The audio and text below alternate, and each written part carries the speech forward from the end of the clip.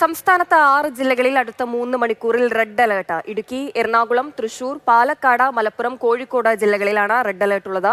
കോട്ടയം, ഇടുക്കി, പത്തനംതിട്ട, വയനാട് എന്നീ 4 ജില്ലകളിലെ വിദ്യാഭ്യാസ സ്ഥാപനങ്ങൾക്ക് ഇന്ന് അവധിയുമുണ്ട്. കൂടുതൽ വിവരങ്ങൾ ഇന്ദുലേഖ രേണു നൽകും. ഇന്ദു, സംസ്ഥാന വ്യാപകമായി വലിയ രീതിയിൽ തന്നെ അതിശക്തമായ മഴ പെയ്തുകൊണ്ടിരിക്കുകയാണ്. പലയിടങ്ങളിലും ഉരുൾപൊട്ടിയും മണ്ണിടിഞ്ഞും ഒക്കെ വലിയ നാശനഷ്ടങ്ങളും റിപ്പോർട്ട് ചെയ്യുന്നുണ്ട്. സംസ്ഥാന വ്യാപകമായുള്ള ഒരു അവസ്ഥ എന്താണ്? എങ്ങനെയാണ് ഇന്നത്തെ കാലാവസ്ഥാ മുന്നറിയിപ്പുകൾ? ഹിമ പറഞ്ഞതുപോലെ തന്നെ സംസ്ഥാനത്തൊട്ടാകെ വലിയ രീതിയിൽ മഴ പെയ്യുന്ന ഒരു സാഹചര്യമാണുള്ളത്. പ്രത്യേകിച്ച് തിരുവനന്തപുരത്തെ കാര്യം പറയുകയാണെങ്കിൽ ഇന്നലെ വൈകുന്നേരം തുടങ്ങിയ മഴയ്ക്ക് ഇന്ന് പുലർച്ചയോട് കൂടിയാണ് ഒരു ശമനം ഉണ്ടായിരിക്കുന്നതെന്ന് പറയാം.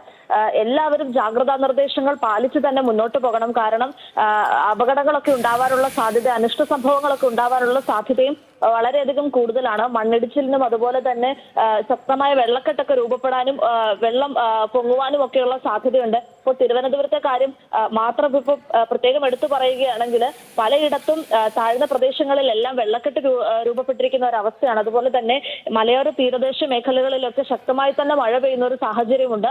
അവിടെയുള്ളവർക്ക് പ്രത്യേകം ജാഗ്രത പാലിക്കണം. കാരണം പ്രത്യേകം മലയോര മേഖലകൾ നമ്മളിപ്പോൾ ഇടുക്കിയിലെ സാഹചര്യമൊക്കെ കണ്ടു. മണ്ണിടിച്ചിൽ ഉണ്ടായിട്ടുണ്ട്, ഇനിയും ഉണ്ടാവാനുള്ള സാധ്യതയുണ്ട്. അതുപോലെ തന്നെ തീരദേശ മേഖലയിലെ കാര്യം പറയുകയാണെങ്കിൽ ശക്തമായ തിരമാലകൾ രൂപപ്പെടാനുള്ള സാധ്യതയുള്ളതിനാൽ തന്നെ മത്സ്യബന്ധന തൊഴിലാളികൾ ഒന്നും തന്നെ കടലിലേക്ക് ഇറങ്ങരുത് എന്നൊരു മുന്നറിയിപ്പുണ്ട്. ഇന്നലെ തന്നെ മുതലപ്പുഴയിൽ ഒരു അപകടം സംഭവിച്ചിട്ടുണ്ട്. ഇന്നലെ വൈകുന്നേരത്തോടു കൂടി രാത്രി ഒരു 9 മണിയോട് കൂടി ഒരു കാരിയർ വള്ളം ശക്തമായ തിരയിൽപ്പെട്ട് മറിയുകയും 2 പേര് 30 വയസ്സിന് താഴെ മാത്രം പ്രായമുള്ള 2 പേര് അപകടത്തിൽപ്പെടുകയും ചെയ്തു. അവരെ രക്ഷപ്പെടുത്താൻ രാത്രി ഏറെ ശ്രമിച്ചിട്ടും സാധിക്കാത്തൊരവസ്ഥയുണ്ടായിരുന്നു. കാരണം ശക്തമായ കാറ്റും അതുപോലെ തന്നെ വെളിച്ചം കുറവും കടലിലേക്ക് ഇറങ്ങി പരിശോധിക്കാനുള്ള ബുദ്ധിമുട്ടുമെല്ലാം കാരണം രക്ഷാപ്രവർത്തനം മുടങ്ങുന്ന ഒരു സാഹചര്യം ഉണ്ടായിരുന്നു.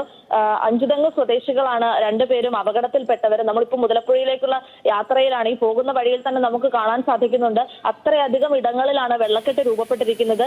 ഇന്നും പകൽ ഇതുപോലെ തന്നെ മഴ പെയ്യാനുള്ള സാധ്യതയാണ് ഉള്ളത്. അതുപോലെ തന്നെ ശക്തമായ കാറ്റിനാണ് സാധ്യതയുള്ളത്.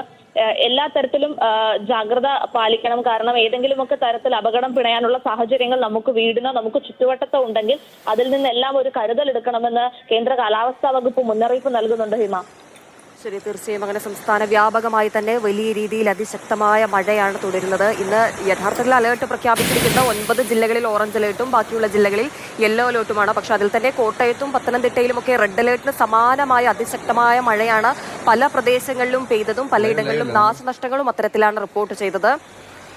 കോട്ടയം പൂഞ്ഞാർ തെക്കേക്കര പയ്യനിത്തോട്ടം ഭാഗത്താണ് മണ്ണിടിച്ചിൽ ഇന്നുണ്ടായത്. അതിലൊരു വീട് പൂർണ്ണമായി തകർന്നു. ആ ദൃശ്യങ്ങളാണ് നമ്മളിപ്പോൾ കാണുന്നത്. ആ തകർന്ന വീട്ടിൽ മണ്ണിനടിയിൽ അമ്മയും മകനും കുടുങ്ങിക്കിടക്കുന്നുണ്ട്.